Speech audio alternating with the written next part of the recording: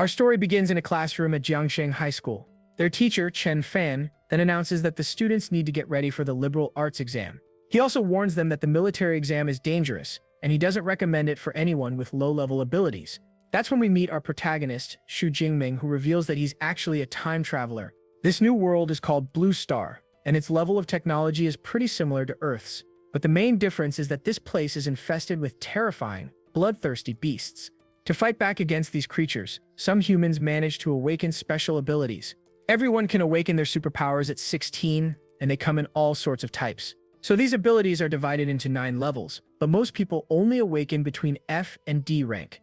Our boy's ability is a weak E-level electricity, about as powerful as a taser. Suddenly, a classmate asks him if he still plans on taking the martial arts exam. The bully calls him a loser and says he should just stick to liberal arts so he doesn't embarrass the school. However, a girl stands up for him and tells the bully to mind his own business. The irritated boy snaps back, saying he'll show her who's best during the unified exam. And before storming off, he adds that Xu will just end up getting himself killed in the test.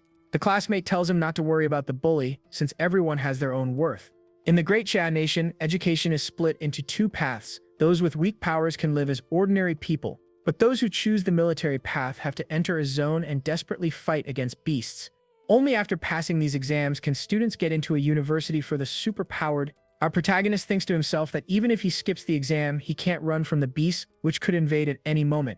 Then he remembers that his parents in this world were victims of a monster horde in the past. Because of that, Xu doesn't want to be powerless and unable to react to these situations ever again. Filled with determination, he reaffirms his decision and chooses to take the dangerous military exam. A little while later, classes were finally over. Back at home, our boy was hard at work training.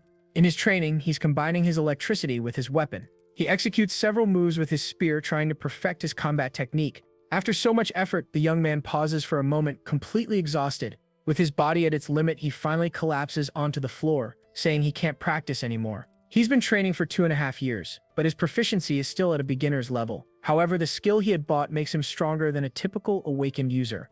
He knows that the death rate in the military exam for students below D level only gets higher every year. Even so, to get into the university for superpowers, he's willing to fight to the death. Then, as he gets up from the floor, the boy is faced with a strange panel that starts to glow. And finally, our beloved system makes its appearance. Xu is completely shocked, with no idea what's happening at that moment. The system announces that the activation was a success and asks if he wants the starter pack. With a smile on his face, he wonders curiously what could be inside this gift. The screen reveals that the package includes an S-level superpower and 200 power points. Powers like that are so rare that it takes an entire country 3 to 4 years for just one person to awaken one. Even though he's just E-rank trash, he realizes he now has a chance to change his destiny. Without hesitating for a second, the young man reaches out his hand and accepts the reward. Right after, he gets a confirmation and the S-rank superpower Purple Thunder begins to be released. A powerful energy envelops his heart as the new ability finally manifests. The hero screams in pain as intense purple electricity courses through his entire body. Then, an explosion of power takes over the room as the release process continues. The blast of power shatters the windows of the protagonist's house, leaving everything in pieces. Outside, some people get spooked by the strange smoke coming from the boy's house. A worried neighbor calls the fire department, thinking something went wrong at the Su family's place. Meanwhile, the hero continues to feel immense pain as the transformation process rapidly advances. The sky suddenly turns dark, and people on the street wonder what caused the change in the weather. High above, an immense dragon made of electricity emerges from the clouds, terrifying everyone. A high-ranking official feels the pressure and thinks that a powerful thunder beast is about to invade. Because of this, he orders the Jiangsheng Third Army to go on maximum alert. The electric creature hovers over the city with a threatening, power-filled gaze. Finally, the process reaches 100%, and the superpower transformation is complete. The energy around him dissipates, and we see that the training room has been completely destroyed. Our protagonist clenches his fist, feeling the overwhelming strength. This is the Divine Thunder, a power so strong it can destroy someone with a single blow. He looks at the mess and thinks that the noise was way too loud, but luckily he managed to get it under control. Then he remembers he got 200 ability points and wonders what they're for. The system explains that the points can upgrade levels and skills, and he can earn more by killing beasts. Xu laughs and says he likes this hack, then tells it to open the panel. The screen shows his status as an unranked awakened with his new S-level ability. Since the exam is tomorrow, he decides to use his 200 points to improve as much as possible. He decides to strengthen his physique and spirit first, since superpowers stem from those attributes. Then, the numbers start to climb rapidly as he distributes his power points. A dark purple aura envelops him as the young man feels the energy flowing through his body. He wonders if this is what it feels like to have your energy and blood circulation enhanced. After that, he clenches his fist and prepares to test his new ability. Our boy slams his lightning-wreathed fist into the ground, demonstrating his overwhelming power. The young man smiles, satisfied, and says that with his basic attributes improved, everything feels much stronger. His two main attributes increased by 20 points, and now he has more vitality and spirit. With his current power, he's sure he'll get into the university and wonders what his ranking will be. Then the protagonist kicks his spear into the air, and as he catches it, he decides to head to a martial arts gym to test his specific power levels. Suddenly, the door to his house is busted open. To the young man's surprise, a few firefighters burst in, leaving him completely confused. The team leader explains that they received an emergency call about a fire there. The hero apologizes and explains that the mess was caused by his superpowers fluctuating. The firefighter understands the situation and radios and that the emergency is over and they can leave. As they're leaving, the man is impressed that a student caused so much commotion just by training. Outside, the fire truck drives away while curious neighbors watch. A neighbor congratulates him on his dedication, and the young man says he's going to practice a bit more. For the awakened, training was essential, which is why martial arts halls were created. Our boy arrives at one of the most famous halls in the nation, the Thunder Hall. The Ferocious Bear Hall is expensive and for rich students, but the Thunder Hall is free for high schoolers. Inside, he sees a group of students and seems to recognize a girl among them. This girl is Tang-Chi, our protagonist's cousin, who appears to be quite popular. She has a confident air about her and is chatting excitedly with some other students. The young man approaches and greets her, surprised to find her at the Thunder Martial Arts Hall. His cousin replies that she's just with some friends, while another girl looks on with interest. He then says his goodbyes, telling them he's heading to the training room and to have fun. His cousin thinks he seems different, and her friend asks who that handsome guy was. She reveals that the young man is her cousin, and that he's also taking the military exam tomorrow. Her friend, all excited, says he'd be a great boyfriend to show off. But her cousin throws a bucket of cold water on the idea, revealing that he only has an E-class superpower. One of the guys says he's brave, but the cousin thinks the risks are too high. To change the subject, the girl calls her friends over to finally explore the hall.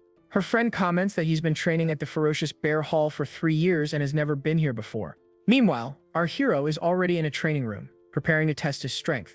He holds the spear and notices it feels lighter, but realizes it's just because his physique has gotten stronger.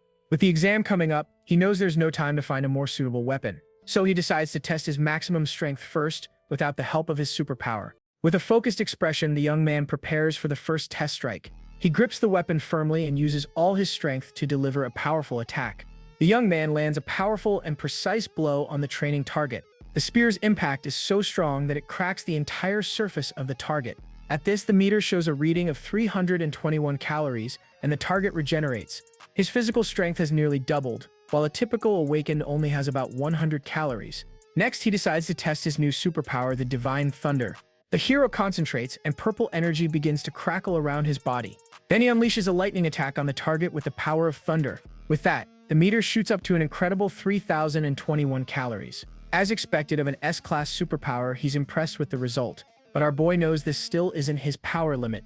His trump card is combining his physical strength, superpower, and combat skills all at once. So, he combines everything and unleashes an attack even more devastating than the last one. The electrified spear hits the target with overwhelming thunderous force. At the point of impact, a sphere of purple energy forms, ready to explode. With a war cry, he releases all the accumulated power in the final blow. The energy explodes in a vortex of power, completely destroying the training target. In the main hall, everyone feels a strong tremor and wonders if it's an earthquake. On the same floor, the hero's cousin and her friends nearly lose their balance from the shaking. One of the guys is shocked and says the energy fluctuation is from a superpower user. His friend wonders who it could be since the strong users train elsewhere, not here. With that, the protagonist's cousin becomes determined and decides to go check out what happened. The group follows the source of the energy, and they see Shu walking away from the area. She then asks if he's heading home, and our boy confirms, saying he needs to prepare some more. So his cousin wishes him good luck on the exam, and meanwhile, the others head toward the room. They reach the door of the training room, and one of them confirms that the tremor came from in there. When they open it, they see the target completely destroyed and are shocked by the scene.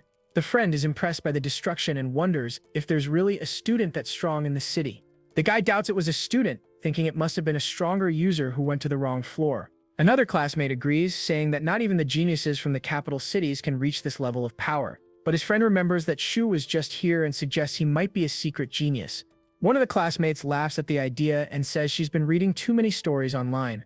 The other guy supposes the powerful user must have left through another hallway, which is why they didn't see him. The young woman approaches the destroyed target, and while analyzing the damage, she replies with a maybe. As she touches one of the holes, she notices that the marks look like they were left by a spear. The girl remembers her cousin leaving with his spear, and wonders if she had been underestimating him this whole time.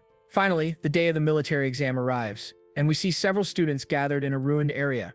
The students get off the buses, already armed and ready for the test to begin. Our protagonist also steps off the bus, carrying his spear with a confident look in his eyes. Some students look at the test site and get scared when they see a one-horned rhinoceros. Then a young man with a giant sword complains, saying they're all trash if they can't handle this. Our hero's best friend, Lu Ji, asks who that guy with the big mouth is. The arrogant young man is Zhou Mingyang, who has a B-level ability and is already a top-tier user. The protagonist stares at the genius, who's favored to be the best this year, and wonders who's actually stronger. Suddenly, a loud voice shouts out, grabbing the attention of all the candidates. Commander Wang Haiyang introduces himself and says he'll explain the rules before the exam. The commander announces that the exam lasts for 12 hours and the location is the ruined city behind him. The area is divided into 4 zones, and stronger beasts grant candidates more points. He warns that the central area is for the very best and tells them not to risk their lives for points. The protagonist thinks that now he can attack the inner zone or even the central area. Then the exam materials are distributed and Shu goes to get his from his teacher. He receives a small bag with 3 essential items for the survival test. The kit includes a smartwatch, a tactical backpack with supplies, and a safety beacon. The teacher advises him to use the safety beacon if he needs to, because his life is more important. Suddenly, the classmate who defended him from the bully calls his name and runs over to him. She invites him to join her team and promises to protect him during the exam.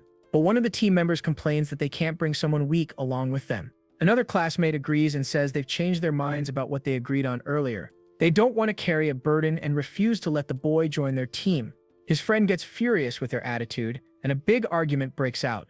The protagonist just smiles and says he was planning on going in alone anyway, and that they can form their own team. His friend asks if he's serious, and the worried girl tells him to be careful. The other guys mock the situation and call the girl over to go find Wang Tian. Our protagonist gives them a confident smile, and thinks to himself that he'll get a high score even without them. Suddenly, drones fly over the area, and the Jiangcheng Military University exam finally begins. Just like that, all the candidates rush into the ruined city, each with their own ambitions. The hero's cousin and her friends also charge full speed into the test zone. Our protagonist runs headfirst into the exam, thinking that his time has finally come. He then activates his smartwatch to start logging his points for the test. The device confirms his identity as candidate Xu Jingming from Jiangcheng's second high school. Next, the screen shows the rankings, with Zhou Mingyang in first place with 7 points. Seeing how fast the students from the first high school are, he decides it's time to get moving. He figures he's still far from the central area and decides to head straight for the middle of the danger zone. While running through the streets, our protagonist is surprised by something. He stops in shock when he finds a candidate lying lifeless on the ground, their safety beacon still intact. He's shocked to see that the student didn't get to use the safety beacon in time. The protagonist thinks that if he hadn't awakened his S-class power, he would have met the same fate. He then uses his watch to call for logistics and reflects on the risks and opportunities of life. Suddenly, a sound alerts him to imminent danger, and he quickly spins around. A paw with sharp claws appears, and a new enemy emerges. A shadow wolf lunges forward, and the young man realizes it was left here for an ambush. The hero gets ready for combat and shouts that this is a well-laid trap. The beast rushes toward him, snarling and ready to attack, its eyes glowing. The wolf leaps on top of the protagonist, but he dodges with a quick movement and swiftly turns back towards the shadow wolf. He notes that the wolf is agile, has sharp claws and a strong bite, a true killer of newbies. The creature turns to him with a fierce roar, ready to attack again at any moment. Shu knows that beasts have an aura that intimidates their prey, leaving awakened users defenseless. That's why rich families hire bodyguards to get their kids used to these beasts. Our boy thinks that he doesn't have that luxury and that this is his first time fighting a beast. With a roar, the creature lunges at the young warrior with its sharp claws. But he isn't intimidated, and with a confident smile, he channels the thunder's energy into his weapon. Then the hero pierces the beast's head with his electrified spear, ending the fight quickly. He's surprised to realize that the monster's terrifying aura has no effect on him at all. A notification tells him he killed a shadow cat and earned 3 ability points. He thinks that killing beasts gives points, but weaker ones barely give any, which is a problem. Since the monster's auras don't affect him, he decides to head straight for the dangerous central area. Along the way, the protagonist defeats several shadow cats and iron-furred pigs, gaining more points. He continues his hunt and eliminates dozens of beasts, racking up a lot of points. The young man thinks that while he has points, he lacks experience because his power kills the creatures too easily. He notes that his power uses a lot of energy, and if he used it at full strength, he wouldn't last an hour. With the exam lasting 12 hours, the young man decides not to waste his abilities too early. He then decides to use only his spear, but suddenly, a huge creature appears in his path. The large rhinoceros beast charges forward, sending a car flying into the air with impressive force. The monster was heading right for the protagonist, and without fear, our boy prepares for the imminent battle. With an agile leap, he dodges the creature's attack and repositions himself in the air to strike. Then he twists his body and prepares a powerful blow to hit the monster from above. Sue strikes the beast's head with a precise attack, full of brute force. The creature topples to the ground, defeated, and the hero stops beside it, observing the result. He's surprised by his own speed and wonders if his spear technique has evolved. Upon opening the panel, he confirms that his spear technique has leveled up to the intermediate stage. Our boy thinks that if the intermediate technique is already this strong, he can only imagine a more advanced one. Suddenly, several images of advanced spear techniques flood his mind, and he's shocked by the amount of new information he just received all at once. With a smile on his face, he can't wait to test his new power on a strong beast.